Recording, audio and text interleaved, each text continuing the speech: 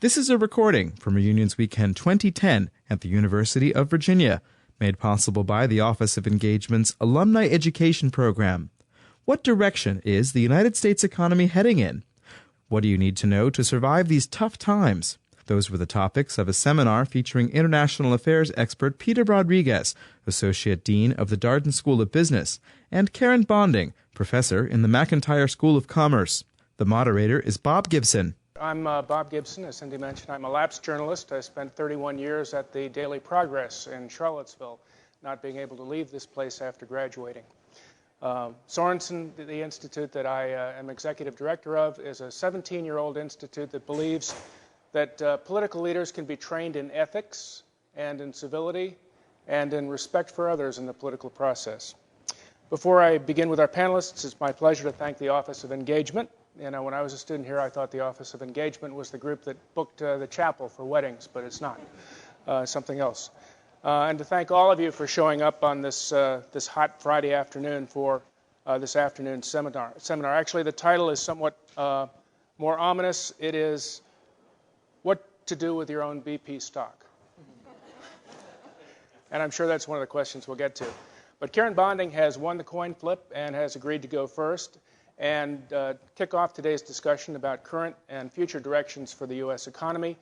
She can address personal finance, ethical lapses, and how the current ongoing economic crisis was built on two myths. Karen? Thank you very much. I appreciate that. I'm going to stand up. I just feel better when I stand up. So we want to talk a little bit about ethical lapses, and when I saw that as a subject, I thought, well, I mean, where do I begin, right? There have been too many of them. So we're going to start with the beginning. And it is, in fact, based on two myths. The first myth is everyone should own their own home. That's a very American kind of myth. Sounds good, and we can all kind of relate to that. And here's the family, and they have their own home. Myth number two. House prices always go up. Okay? That is, of course, until they don't. Okay? And so on those two things, we built this incredible bubble. So it was assisted, of course, by very low interest rates. And most of you remember all of this. So ethically challenged executives allowed their people, and these executives were in banks and mortgage lenders and all kinds of other places, and they allowed their salespeople to peddle completely new products. And we'll take a little bit of a look at what those products were. Then, of course, we also had, not just the banks, but we had Fannie and Freddie and the Congress and senators and congressmen and everybody else. Everybody played their part. And nobody stopped to ask and said, does this make sense? And what were those types of products that they invented? One of the, I don't know that I can prioritize which one was the worst one, which was the least worst, but no doc loans is probably pretty high on the scale. What that means was no documents. In other words, whoever wanted to go in and get a mortgage, they didn't have to show a 1040. They didn't have to show a pay slip. So they could go in and say, I make $150 a year, and what kind of a mortgage can I get? And they would think, well, maybe 3 times salary. Okay, so we're now getting up to close to a $500,000 home, and nobody checked whether they could actually make the mortgage payment. So that's a no-doc loan. Negative amortization loans. In other words, each month, because you didn't make the full interest payment, the mortgage actually increased as opposed to decrease by each payment. Okay? 0% financing, teaser rate sort of follows along with the second one. No down payment. Now, you and I think most of us grew up with got to have 10% down payment or something like that. No down payment, and the mortgage at 100 or 125% of value. And some of them also included closing costs. So you can already see you're already in negative territory before you even start day one. Now, some companies that were a little slow to catch on realized the error in their ways. So they proclaimed, let's dial up the risk. Okay? This is, of course, Chuck Prince and Robert Rubin from Citi. That was their wording. Or this, I want to double revenues in 5 years with no increase in costs. You may not know who this is, but this is John Mack from Morgan Stanley. Okay? Or this, Washington Mutual would find some way to make a loan. Anyway. And I spent 15 years in Seattle. I go out there every year. I talk to my friends out there. This was just totally devastating to them. Now, he was in front of the Senate here a couple of months ago, took no personal responsibility whatsoever. He blamed the club, though he didn't really identify what the club was. But it wasn't his fault. So here, of course, is sort of the poster boy for what happened. Because there was another way that these people got away with what they did, and that was that they could regulate a shop.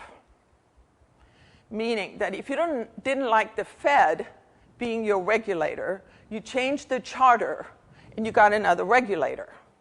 Okay? And that's what Angelo Mozillo did. And we'll talk a little bit more about him in a minute. So where were the regulators?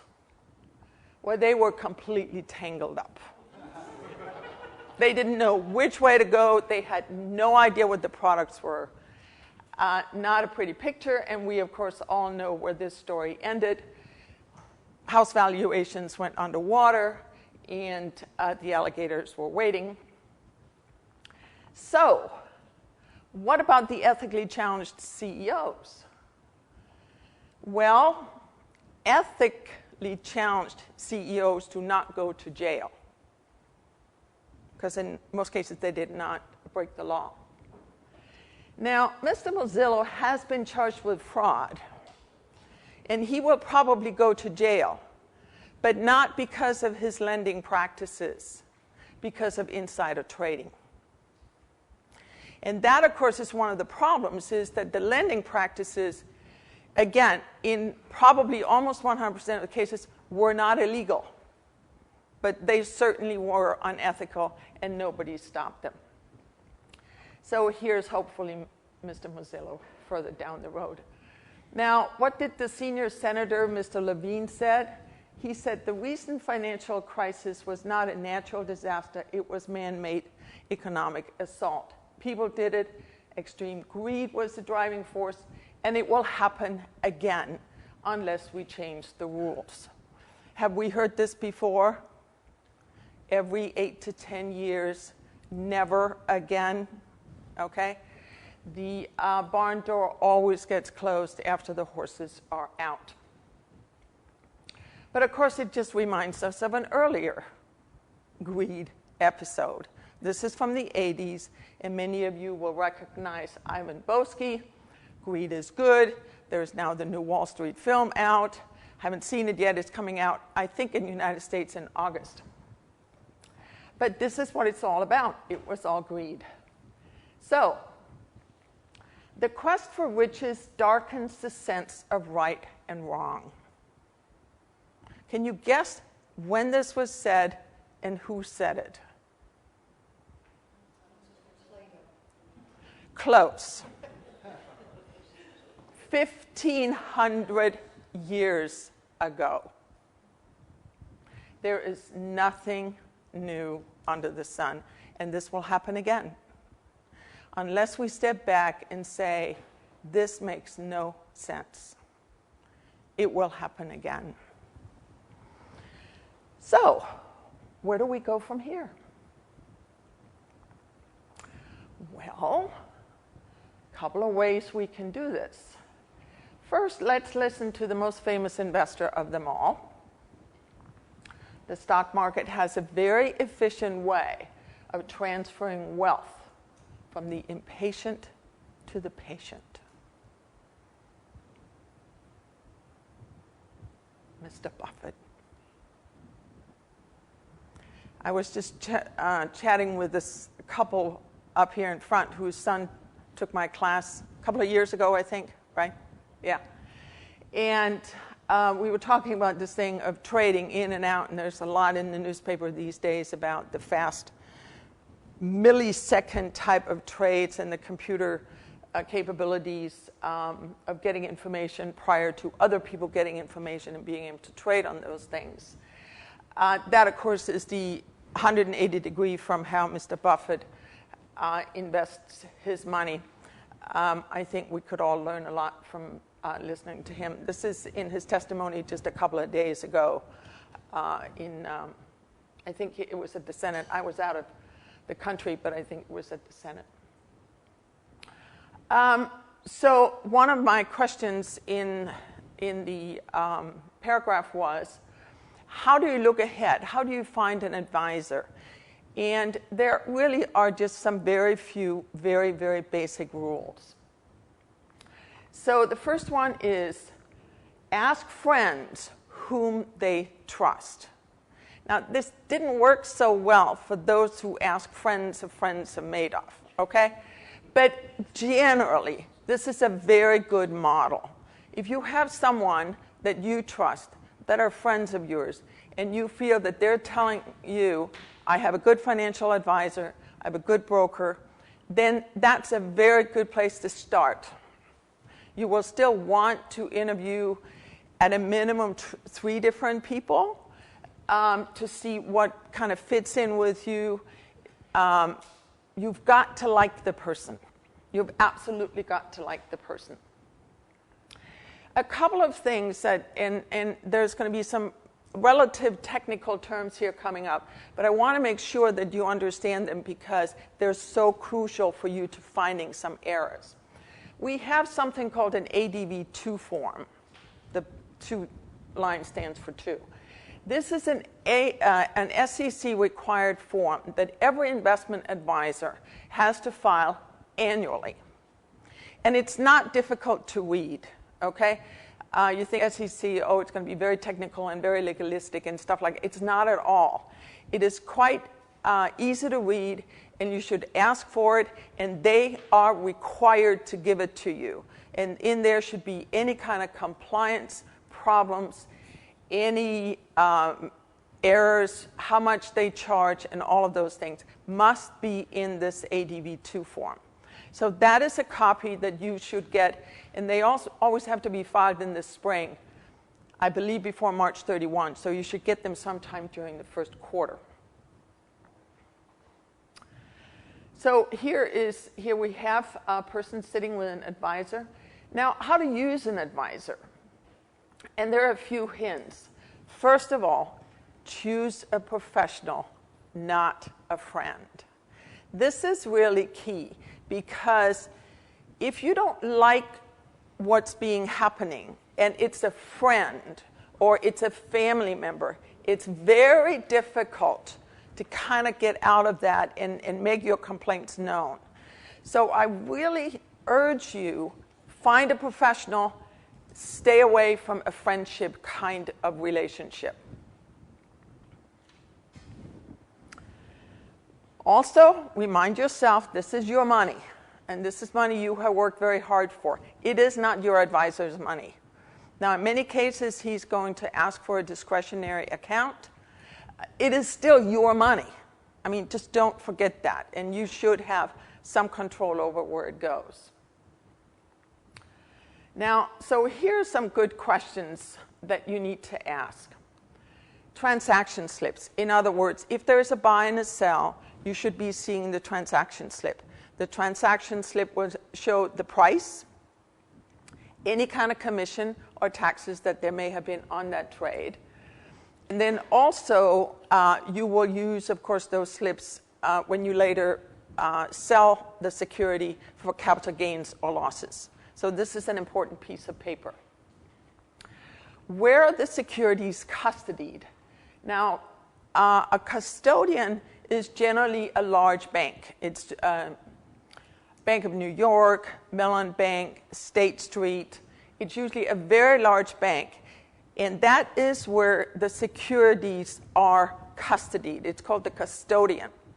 Now, as an example, at Madoff, the problem was he owned the custodian. Okay? It must be a completely separate firm. Quite often on your transaction slips, it will say securities custodied at, and it will say Pershing Securities or something like that. But you will want to make sure it's somebody separate from the firm that you're doing business with. Big Four audit firm. We have at the moment 4 big accounting firms. Not that there aren't some other smaller ones that are good, but again, you want to have one that's not associated with the broker. Again, the same thing. Madoff owned the audit firm. Okay? So no questions were ever asked. The last one is probably something you're not familiar with at all. GIPS Certified Performance Data. GIPS stands for Global Investment Performance Standards. Now, if anyone has looked at either my CV or whatever, you will notice I have 3 letters standing behind my name, CFA. It stands for Chartered Financial Analysts. The headquarters is here in Charlottesville, the CFA Institute. They started these performance standards about a decade ago. And these are now certified. And every single investment manager worth his salt will have GIPS performance standards listed on the bottom of their performance sheets. And if they're not, you need to ask for them and ask who has certified them. And it will generally also be one of the accounting firms. Okay? So again, it's another way that you can kind of be relatively secure that the data that you're being given is appropriate and is correct. So the question is, if you don't hire an advisor, can you actually do it yourself? Yeah, you probably can, but you need to spend a little bit of time. So think about how much time you spent planning your vacations with your family. Spend at least that much time planning your money. It doesn't have to be like this, okay? So investing is for the future. Do not react to yesterday's news. This is, again, what we were talking about, being very, very reactive rather than proactive. And be prudent, be alert, know your advisor, ask good questions. And then, of course, watch your fees. Now, if you hire an investment advisor, in general, the fee is going to be approximately 1% a year. That might be worth it to you. I'm just telling you. That's about where the fee schedule generally lies at the moment. A final word to the wise. If a broker tries to explain a product to you, and you are not able to, when you hang up the phone, explain that product to your wife or husband or best friends, it's probably not for you. You want to know and understand the securities you're invested in. A lot of people, I remember the first time I saw something called auction rate securities. I thought, what the hell is this? And I couldn't get anybody to explain it to me. Okay? Well, then, of course, you came to grief, because all of a sudden, there was no auction because nobody was bidding. Maybe everybody else knows this, but I don't understand this completely. It's sort of like that little kid with big eyes. Lately, I've noticed that when I get a statement from the company for their earnings, they state it twice. They stated non-gaps and gaps. Mm-hmm. What are they talking about, gaps and non-gaps? Okay. And the earnings are totally different. Yeah, I can't tell you exactly, but I can guess. I have just been to London with 11 students from the McIntire School of Commerce, and the course is called International Finance and Accounting. And so the big four that we visited was PricewaterhouseCoopers. And the big issue is International Financial Regulatory, IFRS, or GAAP. Now, everyone outside of the United States, which of course will not surprise you, uses IFRS. Okay? The United States uses GAAP. Okay? The SEC has said, well, we'll kind of move towards IFRS. But of course, they've got a few other things on their plate at the moment. So who knows when that will be. But that's my guess, that one will generally accepted accounting principles. Okay? You can also think of it in a different way. As an investor, when we look at a balance sheet and we look at an income statement, we generally prefer that earnings have kind of an upward track. Okay? Does that make sense? If you're reporting your income statement and the balance sheet, or income statement mainly, to the IRS, how would you like your earnings to go? Generally, that direction, okay? So the statements that are filed with the SEC for investor consumption and the statements that are filed with the IRS for IRS consumption can be quite different. That is not the case in Europe. It's one statement. And of course, the accounting principles in Europe are based on what we call principles as opposed to rules. Rules in this country are important because we have so many lawyers and they've got to have something to do. Okay? If it's wrong in principle, it's wrong. It's not rule number 15-2C. It's wrong. Okay? So it's a very different kind of environment. Given there's a lot of financial regulation reform going to Congress, what are your thoughts on where the regulators should be, and what do you expect to come out of the, I guess? Nothing is going to change. Nothing. What should it be like? You know, it's very interesting because, you know, I hate to go back to this, but I had with the students an unbelievable meeting for 2 hours with the former chairman of what's called the FAS, which is the FSA, Financial Services Authority in the UK, which is the SEC, the CFTC, the control of the currency, in all of these combined. So they have one regulation, or one regulatory authority, whereas we have, he said something like 130. Whatever it is, we have a lot, okay? The wires, right? But what he finally came up with, which was the most interesting of all, it's based on principles. I mean, either what you do is wrong or it's right. It's not rule number, okay? So the accounting principles and the legal way of running financial services in the UK are all principles-based. Now, isn't that interesting? We could learn something. And he said the most damning, what's the word I'm looking for? The most damning thing that could happen to a person in the financial services industry is to bar the person. Have you seen this in the United States?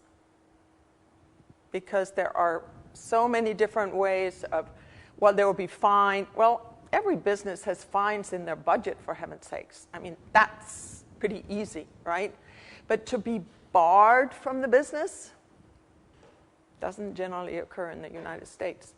So, no, I mean, again, it's closing the barn door after the horse is out. They'll come up with new rules and more new rules and more new rules, and Wall Street will always be ahead of them. It's just the way it's just the way the business is. Did you have any advice on asset allocation, diversification, understanding the circumstances that differ for different people? Yeah, I'll be very brief, but I also know that we want to make sure that Mr. Rodriguez gets his time. I am completely diversified So let me just list. Large, medium, small cap stocks. Non-U.S., including emerging markets. That's 5 asset categories right there. Commodities, precious metals, kind of 5% or so. TIPS, Treasury inflation protected securities. And then, of course, cash. So that's 8 categories. You should have all 8 at all times. How about bonds? Yeah, that's the TIPS. Thank you. TIPS and the cash. Thank you very much.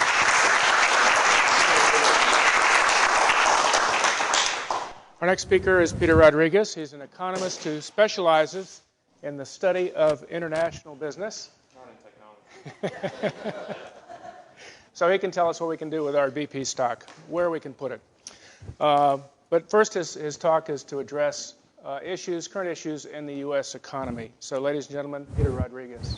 Well, hi, everybody. You can hold your applause. I know I interrupted you there. Being an economist, I regret to say my job is not to bring you good news.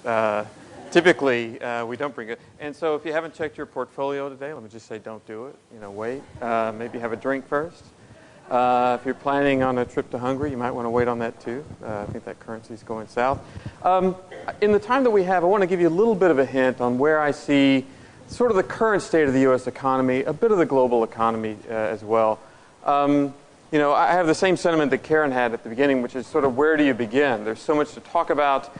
This crisis is so colossal. You could talk about a lot of different things, and we could certainly take a lot of avenues going forward. I'm going to try a few of them. If you want to shepherd me in a direction that you find more interesting, I'm happy to do that. But in any case, we'll start, and it's almost as if Karen and I would have coordinated, because I think we have about the same opening slide, which is to say, this is a picture of a bubble. You can see 2 lines there. The red one is an U.S. aggregate index of housing prices. If you listen to NPR or Squawk Box or anything else, they'll talk about the Case-Shiller index. This is 20 markets around the U.S., and what you'll see, it's indexed at 100, and you can just see how spectacular was the rise in average home prices across all these markets. This isn't breaking out Miami or Las Vegas or San Francisco, the high growth. This is an aggregate, and it's astonishing. If I could trail that out back here, we'd see home prices marching along at a really steady, small, boring rate forever until about this period of time, and then they just go through the roof. And you can see they've come down really sharply. If you've been on that side of the equation, I apologize, but that's the sign of your pain. The blue line is the average price per square foot, and it's measured against the right-hand graph. So you can see that went from a peak and an average at around $280 per square foot on down below to like $190 over that period. Now, if everybody stayed in their home and just held on to it, maybe they don't feel that, but of course that's not the way things work. These are highly leveraged transactions. This goes back to what Karen was saying. People with no-doc loans, people borrowing even more than the price of the home, this is a crusher. And a lot of them are really taking a gamble, too. On the way up, this is the ultimate party. On the way down, it is horrible. And in that mix, of course, we have this pretty interesting cocktail of not just the people buying the homes, of course, but the financial institutions who are really making a great living and having really good times issuing this debt, buying this debt, moving it around the financial system. So that's where we get all the pain coming down. Going forward, periodically, you'll see a little black line. I don't know if this is that little black line there is September 10th, 2008. That's about the day the world ended, just so you know. This is about when Lehman Brothers was about to go down and when everybody was having midnight meetings at the Fed. And this is really after people know there's trouble, but about the moment that things kind of go from being bad to haywire and worse. So we'll come back to that in a couple of ways. Let's see if I can make this puppy move. So what did we do to deal with this? One of the things we did, and one of the concerns I have going forward, is what we do with our monetary system. One of the reactions that was taken early was to assist the banks who had all these bad loans by essentially injecting lots of money into the banking system. This is what Chairman Bernanke and the folks at the Federal Reserve Board did. They sent money into banks, basically exchanging really nice assets like treasuries and cash for really lousy ones like mortgage-backed securities, CDOs, and the like. That represents that huge spike there at about September 10th, 2008. Just to make it clear to you, this is what money growth normally looks like. It's really slow and boring. That's a good sign. It's stable. You don't really want to mess around with the money in the banking system. You don't want to print money too fast. And as a sign of that, I'll just show you. This little blip, which would have been a large blip looked at in most periods, that's 9/11. So that's how much we reacted to 9/11. Double the money supply overnight. Used to be you'd go into a classroom and you'd say, hey, suppose we double the money supply overnight. It's a joke. It can't really happen. It's just a mental exercise. Well, not anymore. We did that. And the concern that you would have would be, gosh, what happens to all that money? Couldn't it produce a lot of inflation? Couldn't it be destabilizing? Really, it was a dramatic, desperate, Hail Mary type of attempt, but founded on some ideas that I can tell you a little bit more about. In any case, that's what happened there. Just to show you how this reflects banking activity, the blue line I've added to this chart simply reflects the change in reserves at depository institutions. So you can see that most of the time, reserves, this would be what banks could lend out, don't change very much at all. But suddenly they panicked, and this dramatic acceleration represents their withdrawing all the money they had in the market to lend. So as the banks pulled back in a huge panic, we see the Federal Reserve reacting in an extraordinary way. Credit ends, you can't get commercial paper issued, all the bad things we remember from that period really come about during that time. The Fed is reacting, and it's an enormous bet and gamble. It's a lingering problem, is what I'll say. At about the same time, lots of indicators in the economy start to go from bad to worse. And one of the most prominent ones that has lots of political economic concerns is the unemployment rate. We had an update to unemployment today. The number is about flat, but we can see that the number in good times is closer to 5% in the United States. It was already accelerating about the time that everything went haywire, but we can see it went up to about 10% and has stayed there for a long period of time. Most accounts and most projections I read and trust would say that's probably looking not to go very far in either direction very soon, but it's a very high rate and it's challenging to us for a lot of ways. This is a lot of people. They don't have income. They don't have jobs. They can't pay taxes. They can't pay for anything. And of course, that's a big issue. Lots and lots of people here. It's a little deeper than that, too, in a political economic sense. And I can add to that by saying, by looking at not just the blue line, which we looked at earlier, but this red line. This is the proportion of the labor force, or the number of civilians unemployed for 27 weeks and over. So 27 weeks and over is more than half a year, of course, and you can see that that number really skyrockets, too. So at least 7 million people who were in the labor force now do not have jobs, have not had jobs for 6 months. That's pretty much exhausted most everybody's ability to finance their way through, and of course, that's a potential issue politically, it's a potential issue domestically. Just from an abstract point of view, which is what economists tend to prefer, there's a lot of lost capacity in production and good vital workers that are not being utilized in any effective way. And that's deeply concerning. You peel the onion a little bit more on unemployment, and you continue to see reasons why this is a delicate period in our nation's history. Here's one of them.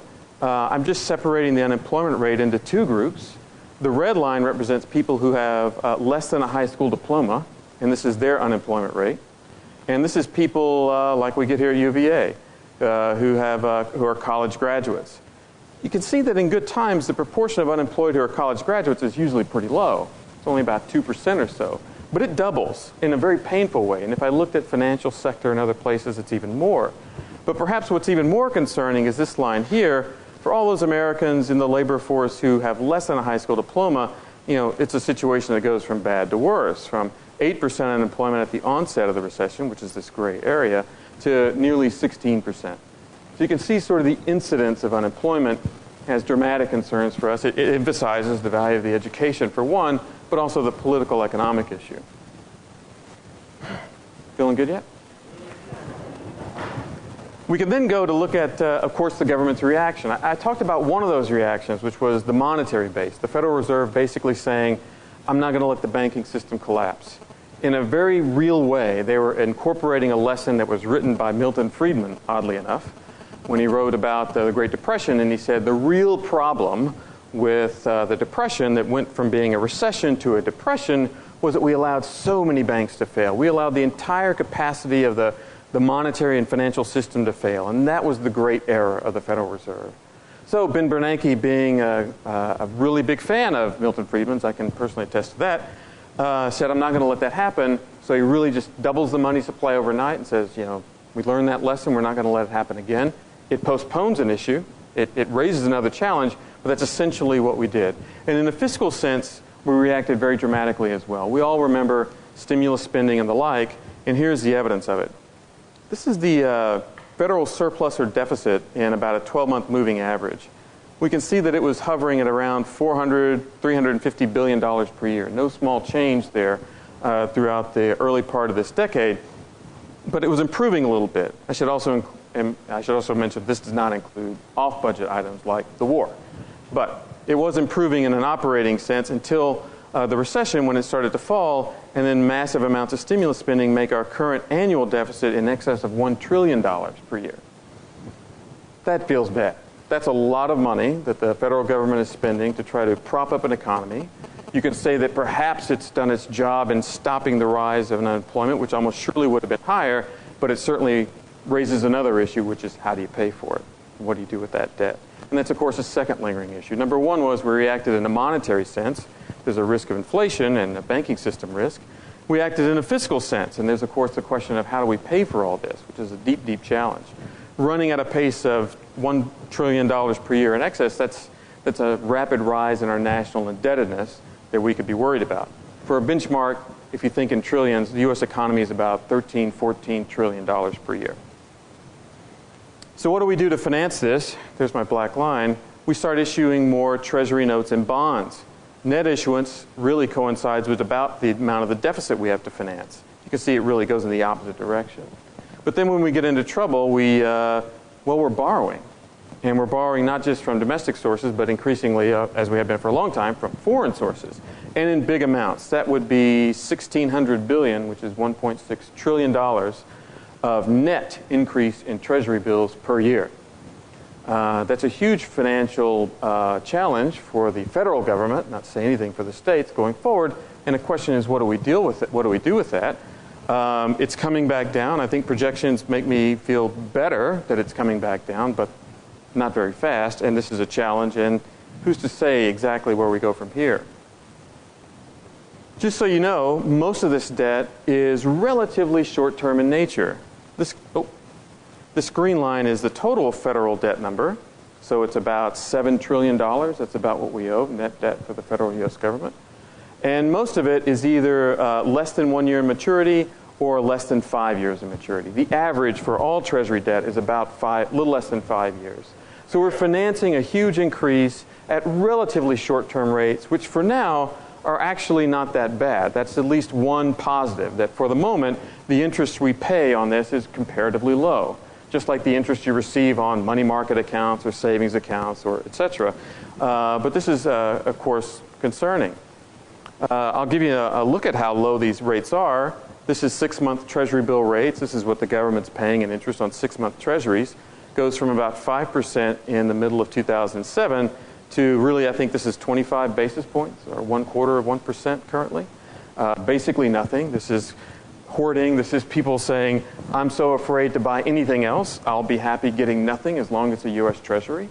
So it's in some sense a good thing for us in a fiscal sense, but a sign of the amount of panic there has been in the market. We can even look at TIPS, which is what Karen mentioned earlier, Treasury Inflation Index notes. These are notes that protect you against the rate of inflation, and we can see that even there, investors are getting comparatively little, more like 1.4% or something like that. So the rates are low, which is good, but the debt is really skyrocketing, and that means a couple of hard choices, right? Raise taxes, cut expenditures, or that might be it. Default would be one. I don't think we want to do that. And since we print the dollars that we pay our debt back in, another choice might be a deflated currency, or sell assets, and we're not going to do that. But what we could do is look at the tax picture. So let me present a few tax questions for you. The effective individual income tax rate for the top 1% of earners in the United States. If you're one of the top 1% of earners, your effective rate, that's not the statutory rate that you see printed, but the effective rate, what you pay in taxes divided by your income, is around 19%, maybe closer to 20 now. This is what's popularly known as the Bush tax cut, really a return to this period that was sort of pre-1990 that led to that. Now, despite the fact that effective tax rates are lower, we still see that the top 1% of income earners pay about 40% of all federal personal income tax liabilities in the United States. So even though the rate's lower, most of our taxes do come from a relatively small portion of the population. There are a lot of things that go into that. One of the things is we've had a widening income distribution, so the wealth at the top has grown a lot. But it does make you question how sensitive this group might be to even higher tax liabilities. You're already paying about 40% of total personal income tax liabilities. Where do you go from here? Just so you know, this blue line is the percentage of individual income taxes paid by the top 10%, which is around 73, 74%. So if you're going to raise taxes, it's got to be on these two groups, or else you're really not going to get a lot of bang for your buck, I would think. Or you're going to aggravate problems that are already facing people who are unemployed and struggling. So hard choices, hard choices. That's what we're all about in economics, hard choices. I can add to this. I'm trying to think, where's my happy graph? I don't have a happy graph. Is there a spin? Well, if you're in the bottom, this shows the bottom 60% of income earners in the United States. This green line is the bottom 20%. The blue line is the bottom 40%. The red line is the 60%, the 40 to 60 percentile. Their share of individual income tax liabilities has fallen over this period, which in some ways could be seen as good. These bottom two groups, or about 40%, are net income recipients from the federal income tax. And if you're worried that they're not earning a lot and they're unemployed, it's really not going to be feasible to tax them. They don't have a lot of income to begin with, so you really can't do that, and that makes this challenging, yes. So that shows, the number I've heard is 47% of the householders and 47% of individuals do not pay federal income tax. Is that correct? That's correct. So we have almost half the people who get free federal government. Is that correct? Yes. Okay. So their voting decisions, as far as spending, they're not going to pay for it, are they? When I made this graph, I certainly had that in mind. My takeaway from the last three would be, if you're going to get this money, there's really one space, and it's not here. So half of the voters, or potential voters in the United States, that's right, will not pay for anything that they vote for. And not only that, they're getting a product. Well, this is exactly one of the concerns that you have. You really have to make those tax rates go back up. So if I were going to guess, I'd say you do that. Now, part of this is also that during this period, you do have a rapidly rising rate of income inequality. A lot of the gains during this period are all at the top. So that's in some ways financed or helped this come true. But if you're really concerned about this group, even if you wanted to really raise the rates to ensure that everybody was above zero, there's not a lot there. There's not a lot that you can do. Not in the income tax sense. Your options are things like taxing gasoline or VAT tax or other things. But yes, in fact, you're on the point that I was trying to emphasize, that this is going to be in a political economic sense. A lot of pressure on the top. How does the United States compare to other places in the world, like Canada or Europe, as far as the percentage of people who get free government? It's actually not very different. The income distribution in the United States is considerably wider than in those places. A lower bottom end, a bigger top end. The percentage that is sort of completely on net is not all that different. In fact, it looks more like them now than it did 10 years ago in terms of that ratio. It looks slightly different in a place like Japan. I'm just trying to pick other high-income nations that are peer-like, where the income distribution is even tighter, but this is not all that unusual. That's a pretty stark number, though, and that's exactly where I was. If we went back, let's say, to here, let's say, somewhere in the mid-90s, maybe you'd get back whatever revenue that this group represents, but that's a big issue. But isn't it unsustainable to have such a large portion of the populace not be a stakeholder in governance? It's true, and it's a very familiar problem for usually not as high an income nation as ourselves, but in developing nations, that's exactly the case. Brazil, let me take a good example, kind of at the middle income level. There, maybe 75% of the population doesn't pay any taxes. So, of course, you have these threats of sort of populist reform, right? I'm going to do this or that. I'm going to Robin Hood this society and make you better off. And that's a potential issue here for sure. On the flip side, it's really hard to know what to do with this group if you have a high proportion of people who've been unemployed for 6 months. Well, but we got along. Unless you yeah. We got along with a much bigger percentage of the population paying taxes, didn't we? Somewhat. I wouldn't say it's huge, but somewhat. You can see right here about 1985 is when you start with the earned income tax credit and other federal income tax ways that change this dynamic. It would be unfair for me to just say everything unless I had a complete picture of aid, state level, federal level, in-kind transfers and the like, but clearly on the income tax rate, what I was going to say here is these taxes have got to revert. I don't see any other thing you do, right? I mean, if I were betting on one thing, I'd bet these federal income taxes at the highest level got to go up. Or you find new taxes. Or you default, or you do really reckless things with the debt. But yes, I was painting that scenario, so yes. On the last slide, on this slide, how much money is that? Can you tell us what the middle income quintile is in terms of dollars? Oh, so what makes you in the middle income quintile? Let me see. I think to be in the top 1%, you need more than like $220 per year. Yeah, it's really not as high as you might think. The top 10% might even be 160 or something like that. It's really not nearly as high as you think. I'm not as familiar with the bottom. I'm sorry, I just don't know that. I could find that. I don't think it'd make you feel any better, but I could find that. Let me keep going. Not that I necessarily need to. There are other things that are happening. I just want to emphasize current issue with the U.S. dollar.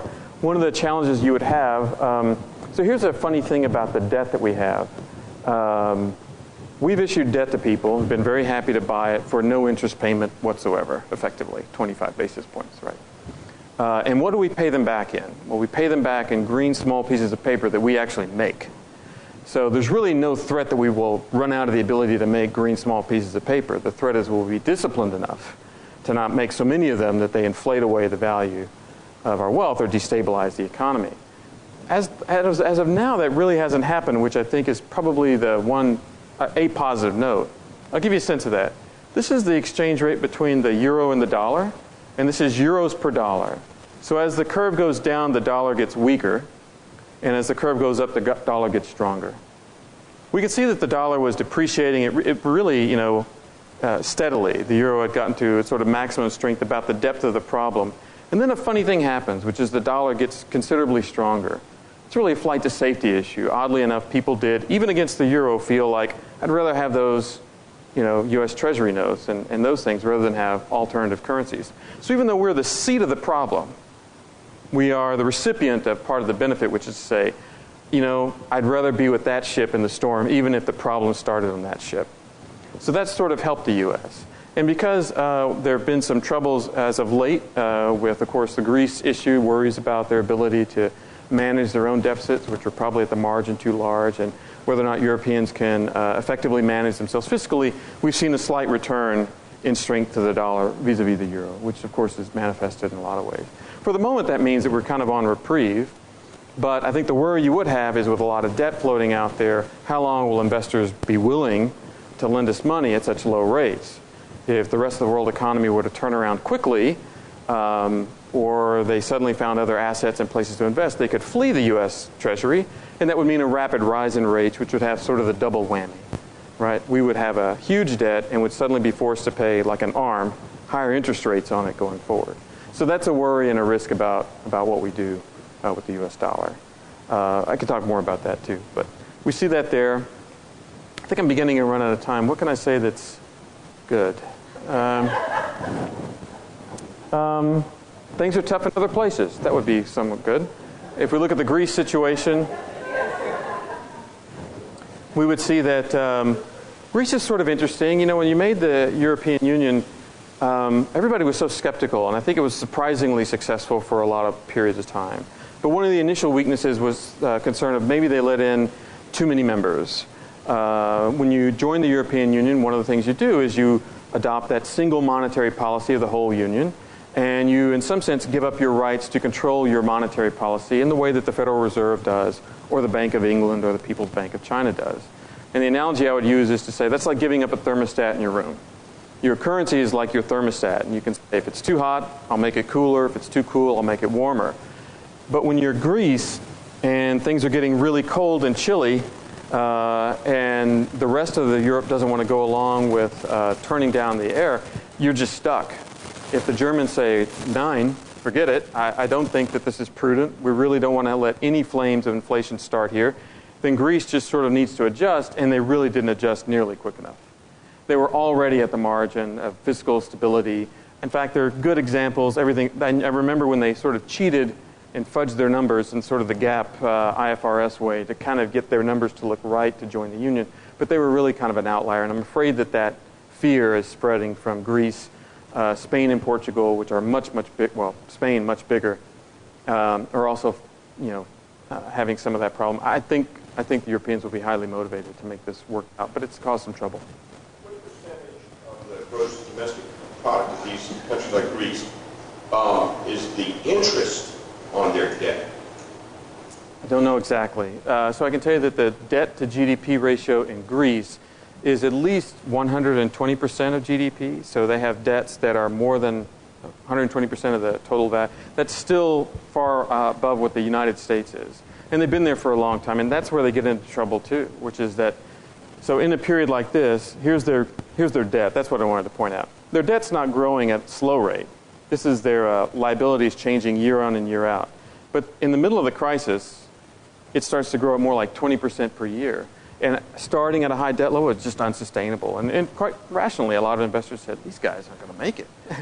I'm not going to buy that debt anymore. And that affects the entire euro area because that debt is denominated in the same currency as all the other members of the European Union. So they're way up at the edge, but Spain is equally high, and Portugal is about equally high.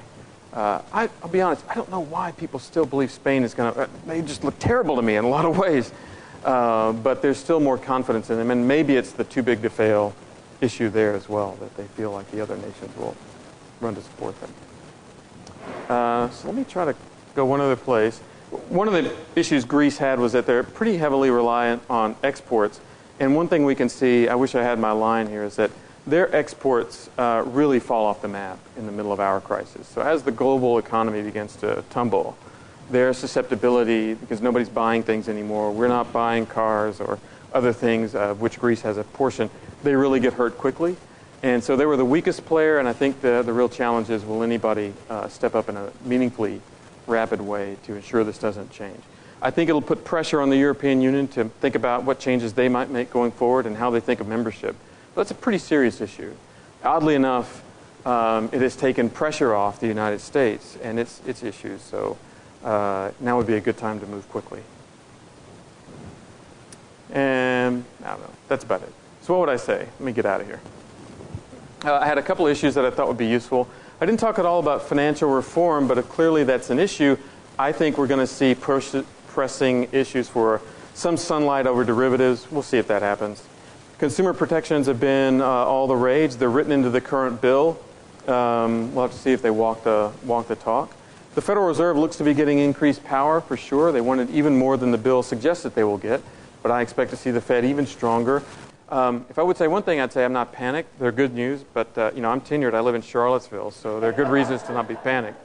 But I would say that things really could have been a lot worse. I know that maybe that's cold comfort, but I really believe that.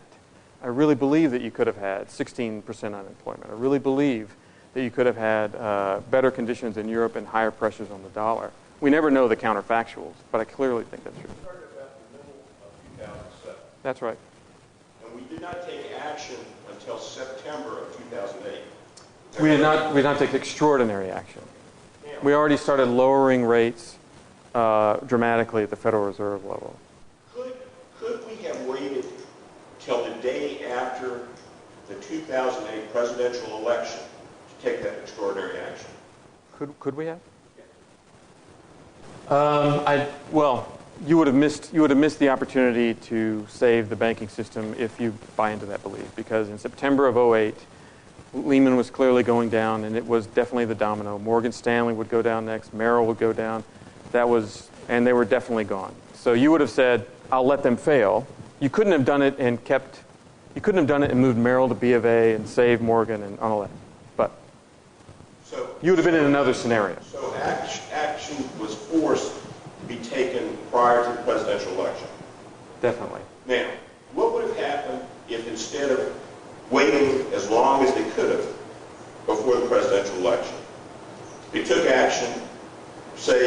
in the third or fourth quarter of 2007. I mean, I'll just tell you, what I'm saying is, I think the Bush administration was hoping they didn't have to deal with this till after the election in 2008. I think there's a possibility of that for sure. I'm certainly they didn't want to do it. It certainly made them confront real bugaboos about do you rescue Wall Street banks? I mean, do you go in and take this action? And I'm certainly they didn't want to do that. Could they have done other things? I think if you were at the Federal Reserve Board, you could have thought I should have moved quicker. But I don't think that was really most directly a Bush issue, a Bush administration issue. They could have instituted some rules at Treasury that said, here's the way we would unwind a big bank, or here's what we'll do and not do. They were certainly hoping against hope, and some of the big banks, of course, kind of kept feeding information that suggested, oh, we've got a white knight coming, we've got this source coming, there's a private solution happening. I wish I could tell you that I was confident I knew the real inner workings of that, but I knew that at the time when I read that, I kept thinking, Lehman's going to get bought at 20, or they're going to get bought at 15, or they're going to get bought at 10. And you just never thought it would be that. But there was, I would add to the greed problem, the stupidity problem, which was somebody must have known how much bad stuff was in the market. And I think there was just a game of musical chairs. Nobody wanted to be left out. Thank you, Peter Rodriguez. No.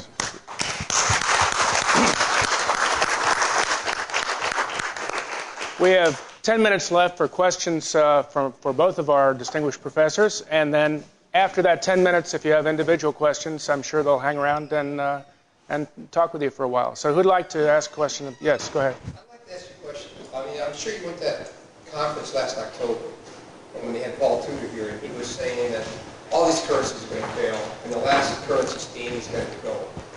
And I think, I might be wrong, but I think the dollar goes around that. Reached 1,200, down back off a little bit. But, you know, his viewpoint at that time was that, you know, all these countries, the euro and the U.S. dollar is not worth it, basically. And what is your feeling now? I mean, have things changed in the last 9 months? Do you still feel like all the currencies are only gold going to be the last currency standing that in China, or do you feel like... Well, I'll give you a scenario. There's certainly plenty of people who think that and have been for a while, and they've done pretty well. Gold may not have done as well as many of them guess, but there's still lots of people concerned, particularly given the recent challenges in the European area. A really well-known investor, David Einhorn, has also really recently talked about betting on gold, and he won big on the housing market because he foresaw these issues. I think that the scenario you have to play out, which is plummeting currencies everywhere, for one thing, is a little bit of a micro market, a big issue of how that all plays out. You can't all run for gold easily at the same time, which makes that a big issue. There's also a lot of alternatives to the ones that we typically think of.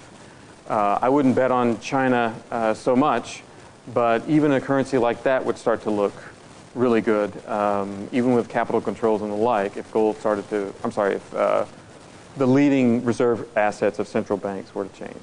I could see political limitations to that and the cost being so high that you'd be willing to take some really bitter medicine to prevent that from happening. So that could precipitate a lot of really drastic action. I'm not an investor of that caliber. I don't think about it in that way. I would just say I don't think it's a really likely outcome, even if it's a good bet from a risk-adjusted standpoint. I don't know if that makes sense. I would say that I can't imagine it's got a high probability of happening, but I can see that at prices now it might not be too costly to invest that way, given that many other assets aren't earning much for you. Karen, I believe China has just surpassed Japan as the world's second largest economy. What are their strengths relative to ours right now, and what are our strengths relative to the Chinese economy? From an investment point? From an investment point. I've spent time in 3 summers in China a decade ago. I spent time in India. 1/3 of the world's population live in those 2 countries.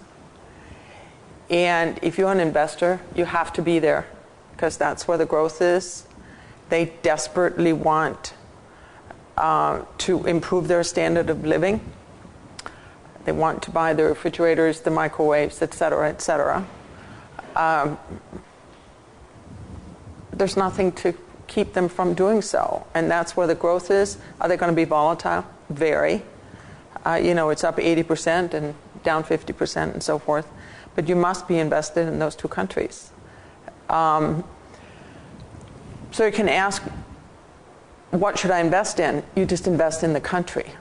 We're very fortunate that we have these things called exchange-traded funds, which work like index funds. You buy them like stocks, and you just buy the country. And that way you don't have to make a decision, should I buy a cement maker, or should I buy a supermarket, or should I buy a bank, or whatever. You buy the economy. And in my view, that's the way to go. And that should be part of your emerging markets portfolio. Other question? Yes. For anybody, how will the history book write the results of the American Recovery and Reinvestment Act? Will it consider $787 billion was well spent, or where did it go? Who's writing these history books? Depends on who writes it. I would say fiscal policy is notoriously slow. It's really not a remedy for any problem that you have within a year or even 2 years. It's just really slow. Think about how slowly the money's leaked out. Trying to spend $800 billion quickly is bound to result in lots of bad practices. I think it's probably bound to be misspent in some ways. It might be seen as a valiant effort, but I have a hard time believing it's going to be the key to most anything. Even if you look back at like CCC or WPA or all the acronyms we remember from the Great Depression and Roosevelt's administration, it's really hard to tell that they had significant economic impacts, even if they had emotional impacts and impacts on the way people thought about themselves and the confidence they had. To really trace it out is hard to say, so I just lack the confidence in the empirics of fiscal spending to say that that's likely to be good. Was it the right thing to do? I think the answer is it depends, but doing nothing in a period like that, you're never going to know the counterfactuals, I'll say, but I can tell you this. If you don't spend a lot of money, if you really go the other direction, most history tells you that in the short run, you experience a lot of unemployment pain. And so maybe it depends on who you are when you read the book. Karen, do you want to add anything? Next, yes. Always the United States built either some technology or some area of industry that has led the world. And right now we're still leading a little bit in computers, but we're losing that edge a little bit. As we come out of this recession, and hopefully we will, what's going to be the leading industry? I mean, what's going to be leading? I mean, one time we had inventions, we had airplanes, we had televisions, then we had computers, now we have the computers, or we had cars for a while, now we have computers. And, it seems like the whole world's caught up with us in everything. Where are we, what's going to be our leader? I read a magazine called The Economist, and I read it pretty religiously every week. It is probably the best magazine in the world. They just had a supplement on innovation in emerging markets. It is technology, I agree with that, but it's going to be coming from India and China and other emerging countries. That's where a lot of the new technology is being developed. They've got lots of people, got lots of very smart engineers that are graduating. And someone said to me the other day, so we have Boeing and Airbus right now, so where's the competition going to come from for those two? It's not coming from Bombardier. It's going to come from China. I would say that it's really hard to measure these things in a way that makes me confident I can predict. So, for example, if the real currency of the world growth is ideas, ideas really can't easily be sequestered geographically or anything like that.